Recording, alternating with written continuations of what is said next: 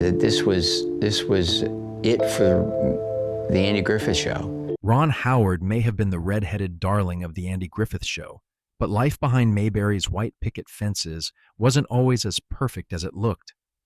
On screen, viewers saw a warm and wholesome family built on laughter, moral lessons, and small-town charm. Off screen, the reality was far more complicated.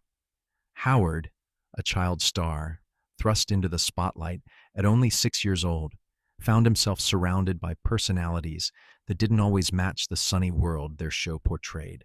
And in the middle of all the nostalgia and laughter, one cast member left an impression on him that was anything but fond.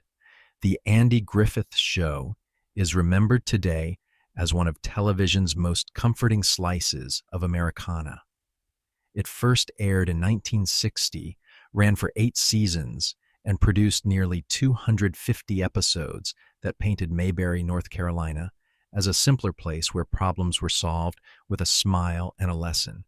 But as much as audiences embraced the idealized version of small-town life, the cast themselves weren't immune to tension, clashing egos, and the kind of simmering resentments rarely spoken about until decades later. For Ron Howard, the little boy audiences adored as Opie Taylor, the lessons he learned behind the camera were just as formative as the ones his character learned on screen. Mayberry was meant to feel timeless. Andy Griffith himself described it as more reminiscent of the 1930s than the 1960s when it aired. It was nostalgic even when it was brand new. The town's characters became household names. Don Knotts as the bumbling deputy Barney Fife, Frances Bavier as the wise Aunt Bee, and of course Ron Howard as the beloved Opie. Their chemistry on screen seemed flawless, almost like a real family. Viewers clung to that illusion, and the show soared in the ratings, ending its final season as the #1 show in America, something only a handful of series like I Love Lucy and Seinfeld ever accomplished. But nostalgia can cover a lot of cracks. The reality was that the personalities that made Mayberry come to life weren't always as harmonious as their characters. Griffith himself carried the show's weight, but even he wasn't immune to private feuds. And Howard, just a boy at the time, quietly navigated an environment where not everyone treated him with warmth. Born in 1954 in Duncan, Oklahoma, Ron Howard came from a family already immersed in show business. His father, Rance, was an actor and writer. His mother, Jean, was also an actress. Hollywood wasn't a dream for the Howards, it was the family business. From a young age, Ron was shuttled between classroom lessons and tutoring on studio sets. His childhood was anything but typical, but it was filled with opportunities. By the time he landed the role of Opie, Howard had already appeared in films like The Journey and popped up on shows such as The Twilight Zone. Yet the Andy Griffith Show was the true turning point. For 8 years, America watched him grow up. Griffith became a mentor figure to the young actor, guiding him with humor and patience.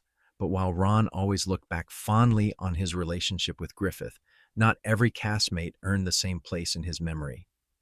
Behind the scenes, Frances Bavier, who played Aunt Bee, often clashed with others. She was known for being exacting, particular, and fiercely private. Some cast members described working with her as like walking through a minefield.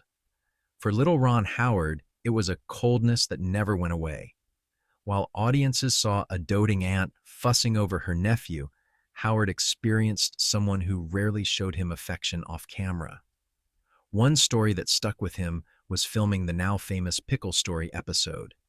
In it, Opie has to eat jar after jar of Aunt Bee's pickles, which were legendarily bad. What viewers didn't know was that Ron Howard absolutely hated pickles in real life. Take after take, he had to choke them down, forcing smiles while standing opposite Bavier. For audiences, it was a funny plot. For Ron, it was misery made worse by the presence of a co-star who never offered him comfort.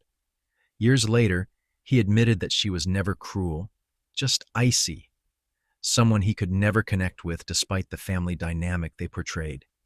That experience taught him a lesson he carried for the rest of his career. Not every smile you see is genuine, and not every warm persona matches the reality behind the scenes. When the Andy Griffith Show ended in 1968, Ron Howard's career didn't fade. Instead, it evolved. By 1974, he was starring as Richie Cunningham in Happy Days, another cultural juggernaut that defined an era of television. This time, his on-screen chemistry with Henry Winkler as the Fonz felt genuine both on and off set.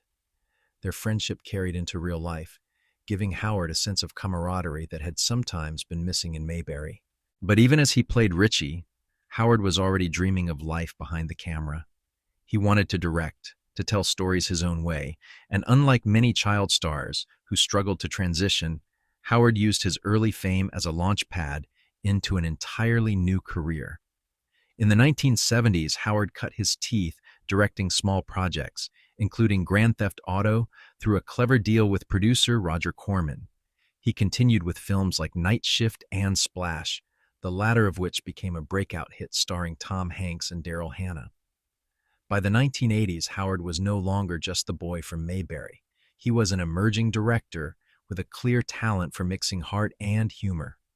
The 1990s tested him, with some projects falling flat, but the new millennium brought his crowning achievement, A Beautiful Mind.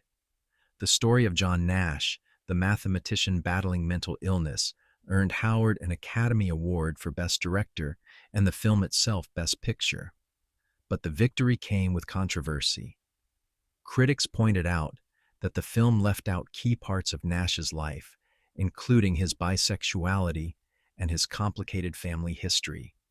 Howard admitted the omissions were deliberate, intended to focus on the core narrative, but the backlash reminded him that even storytelling has its risks. Too much truth can anger one group, too little can anger another. Amid all the Hollywood chaos, Howard's personal life remained remarkably steady. He married Cheryl Howard in 1975, and together they built one of Hollywood's rare, lasting marriages.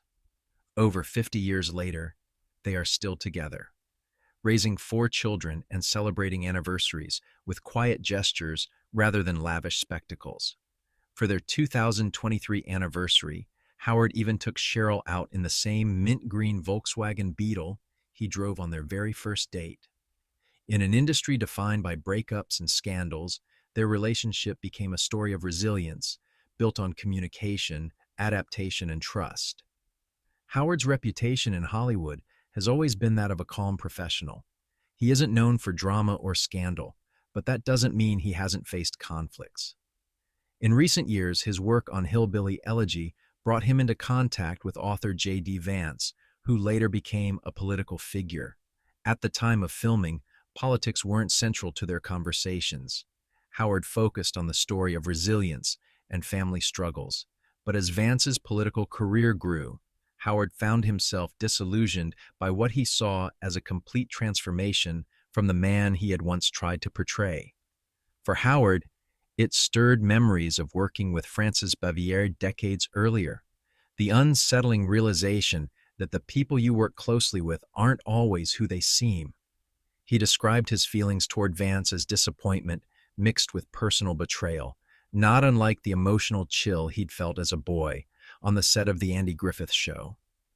Despite the conflicts, Ron Howard's career stands out for its longevity, versatility, and stability. Few child stars manage to avoid scandal. Fewer still successfully reinvent themselves as respected directors. Howard belongs to that rare group who did both. His reputation as a steady, thoughtful storyteller has made him one of the most trusted names in Hollywood. The boy from Mayberry grew up surrounded by lessons, some kind, some harsh. From Andy Griffith's mentorship to Frances Bavier's coldness, from child star fame to Oscar-winning director, Howard's life is proof that the stories we tell ourselves and the images we see on screen often hide the deeper, messier truths. Ron Howard's journey began with a toy turtle on a sitcom set and grew into a career spanning decades, awards, and cultural milestones. But beneath the sunny glow of Mayberry, he learned early that not everything in Hollywood is what it seems. The warmth of Aunt Bee never reached him. the political ally he once respected, shifted into someone unrecognizable, and even his greatest triumphs came with criticism. Yet through it all, Howard endured. He built a marriage that lasted, raised a family, and became one of Hollywood's most consistent storytellers. His story is a reminder: behind every polished smile and nostalgic memory, there may be tensions and truths we never see. So what about you? What Ron Howard film left the biggest impression on you? Was it the emotional pull of A Beautiful Mind, the adventure of Apollo 13, or the magic of Splash? Let us know in the comments below.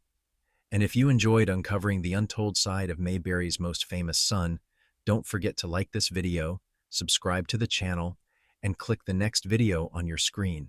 You won't want to miss it.